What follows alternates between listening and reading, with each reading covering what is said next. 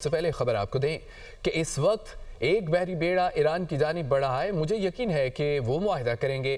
اگر ہم وسط مدتی انتخابات ہار گئے تو امریکہ بہت کچھ کھو دے گا۔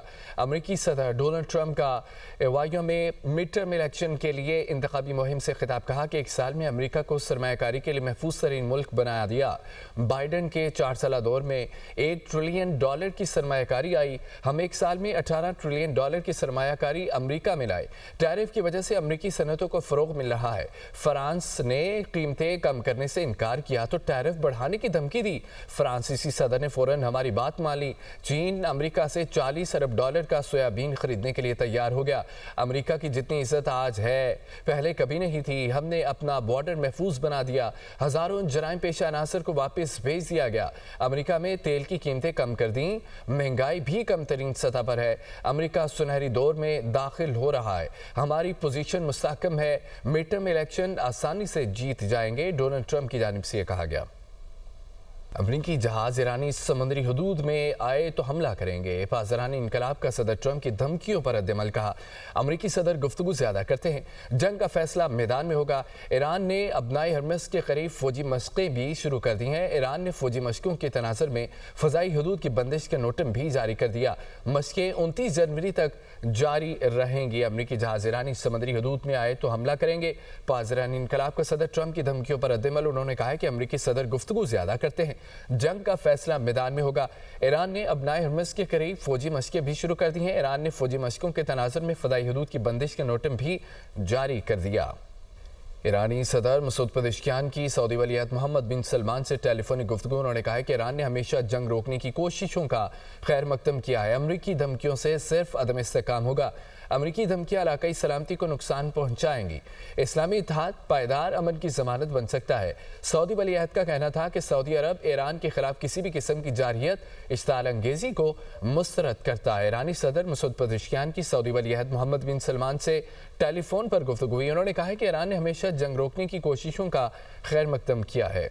ایران نے حملہ کیا تو غیر معمولی جواب دیں گے، کسی بھی حملے کا بھرپور اور طاقتور جواب دیں گے۔ غزہ میں فلسطینی ریاست کے قیام کی اجازت نہیں دیں گے۔ اسرائیلی وزیر اعظم نیتن یاہو کی دھمکیاں۔ کہا کہ ڈی ملٹرلائزیشن سے پہلے غزہ کی تعمیر نو کی اجازت نہیں دی جائے گی۔ غزہ میں ترکیہ اور قطری فوجیوں کو داخل نہیں ہونے دیں گے۔ آسان یا مشکل طریقے سے حماس کو غیر مسلح کریں گے۔ ایران نے حملہ کیا تو غیر معمولی جواب دیں گے، کسی بھی حملے کا بھرپور اور طاقتور جواب دیں گے۔ غزہ میں فلسطینی ریاست کے قیام کی اجازت نہیں دیں گے۔ آپ کو بتائیں اس خبر سے متعلق کہ ایران نے حملہ کیا تو غیر معمولی جواب دیں گے، کسی بھی حملے کا بھرپور اور طاقتور جواب دیں گے۔ غزہ میں فلسطینی ریاست کے قیام کی اجازت نہیں دیں گے۔ اسرائیلی وزیر اعظم نیتن یاہو کی دھمکیاں۔ انہوں نے کہا ہے کہ ڈی ملٹرلائزیشن سے پہلے غزہ کی تعمیر نو کی اجازت نہیں دی جائے گی۔ غزہ میں ترکیہ اور قطری فوجیوں کو داخل نہیں ہونے دیں گے۔ آسان یا مشکل طریقے سے حماس کو غیر مسلح کریں گے۔ اسرائیلی وزیر اعظم نیتن یاہو کی دھمکیاں۔ انہوں نے کہا ہے کہ ایران نے حملہ کیا تو غیر معمولی جواب دیں گے۔ پاکستان کی غزہ میں بورڈ آف شمولیت کا معاملہ۔ ذرائع کے مطابق وزیر اعظم شہباز شریف آج شمولیت سے متعلق قوم کو اعتماد میں لیں گے۔ وفاقی کابینہ نے وزارت خارجہ کی سمری پر متفقہ منظوری دی تھی۔ خبر یہ ہے کہ پاکستان کی غزہ امن بورڈ میں شمولیت کا یہ معاملہ ہے۔ ذرائع کے مطابق وزیر اعظم شہباز شریف آج شمولیت سے متعلق قوم کو اعتماد میں لیں گے۔ وفاقی کابینہ نے وزارت خارجہ کی سمری پر متفقہ منظوری دی تھی۔ اپڈیٹس آپ نے جانی۔ اب آپ کو بتائیں کہ وزیر دفاع خواجہ آصف کا کہنا ہے کہ وادی تیرہ میں آپریشن نہیں ہو رہا، برف باری میں نقل مکانی ہوتی ہے۔ صوبائی حکومت اور جرگے کی مشاورت سے معاملات طے ہوئے۔ ابھی ہے وہاں پہ جب برف باری شروع ہوتی ہے تو وہاں سے مائیگریشن سٹارٹ ہو جاتی ہے۔ 11 دسمبر کو ایک جرگہ ہوا جس میں 24 یا 26 کے قریب مشران جو تھے وہ شامل تھے۔ وہ ٹی ٹی پی کے پاس گئے کہ ہماری یہاں پہ مائیگریشن جو ہے وہ سٹارٹ ہونی ہے، تو کوئی کنسنسس کریٹ کیا جائے اس سلسلے میں۔ ٹی ٹی پی جو تقریباً اپنے بال بچوں کے سمیت وہاں پہ رہتے ہیں، 400-500 کے قریب ان کی تعداد ہے، انہوں نے صوبائی حکومت کے ساتھ کامیاب جو ہے نیگوشیشنز کی۔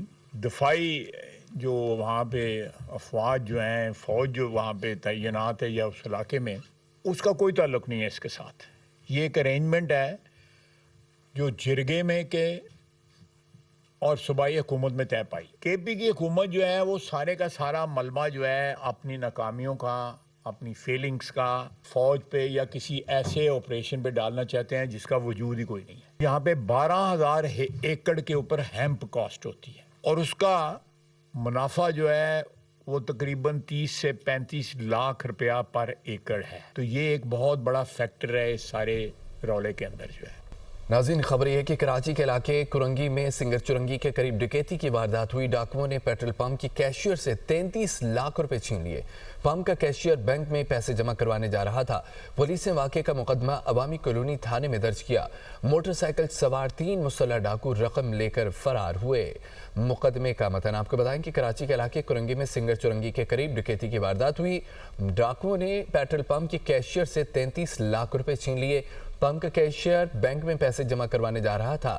پولیس نے واقعے کا مقدمہ عوامی کالونی تھانے میں درج کیا. ادھر کراچی میں سندھ کابینہ کے اجلاس میں گل پلازے میں آتش زدگی کے واقعے پر غور کے بعد ایک سب کمیٹی تشکیل دے دی گئی ہے. جاری کردہ نوٹیفیکیشن کے مطابق وزیر اعلیٰ سندھ کو کمیٹی کا چیئرمین مقرر کیا گیا. صوبائی وزراء کمیٹی کے رکن ہوں گے.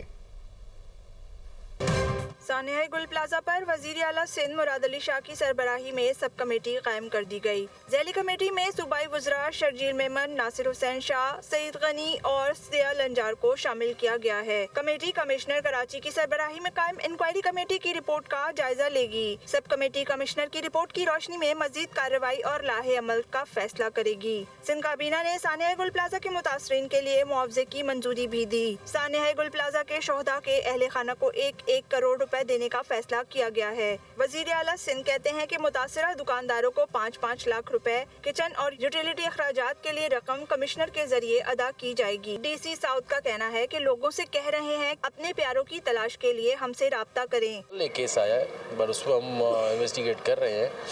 ہم اپنے یہاں جو بھی سرچ آپریشن تھا، ڈیبری ریموول کا کام تھا، وہ ہم آلریڈی کر چکے ہیں.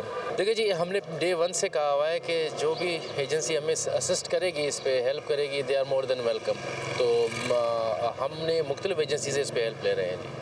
دوسری جانب 73 لاشوں کی باقیات کا میڈیکو لیگل پروسیس مکمل کر لیا گیا ہے. پولیس سرجن ڈاکٹر سمیہ کے مطابق مزید 3 افراد کی شناخت مکمل کر لی ہے. گل پلازہ سانحہ میں 27 افراد کی شناخت ہو سکی ہے، جبکہ 65 لاپتہ افراد کے لیے 56 خاندانوں سے نمونے حاصل کیے گئے ہیں. سانحہ میں مجموعی طور پر لاپتہ افراد کی تعداد 79 ہے.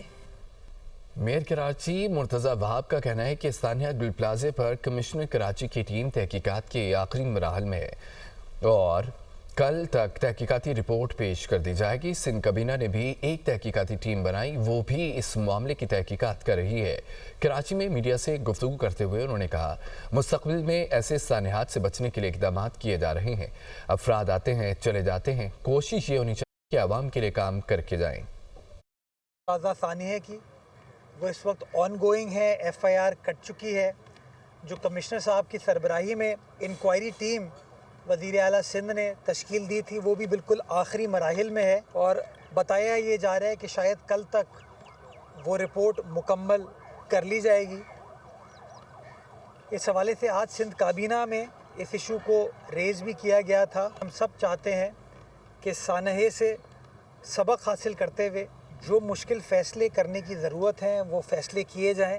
افراد آتے ہیں، چلے جاتے ہیں، ادارے ہمیشہ قائم رہتے ہیں اور ذمہ دار قیادت جو ہوتی ہے وہ کوشش اس کو یہ کرنا چاہیے کہ کام وہ کرے جس کا لمبے عرصے کے لیے فوائد آپ کی عوام کو مل سکیں. جو جعلی ٹھیکے بنتے ہیں نا، ڈپلیکیشن، کہ وہ کام میں بھی کر رہا ہوں، وہ کام آپ بھی کر رہے ہیں، وہ نہیں ہو پائے گا. 46 ارب روپے کی صرف سڑکوں کی مرمت کے اوپر آپ انویسٹمنٹ بلدیہ عظمیٰ کراچی کو کرتے ہوئے دیکھیں.